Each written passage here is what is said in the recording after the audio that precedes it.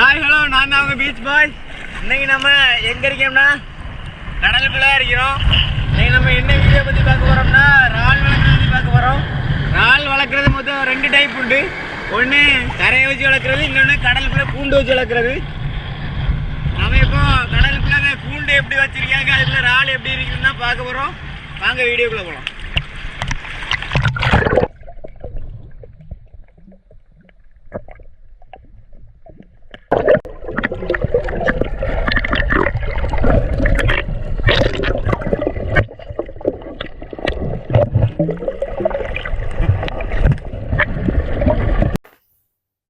1700 வரைக்குமே வந்து போகும்.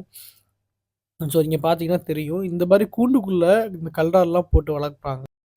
ஏன் இதை கடலுக்குள்ளே வைக்கிறாங்க அப்படின்னா, இதை வந்து நம்ம கரையில் பண்ணுறதா இருந்தால் இதோட வந்து காஸ்ட் ஆஃப் மெயின்டெனன்ஸ், அதாவது பராமரிப்பு செலவு வந்து ரொம்பவே அதிகமாக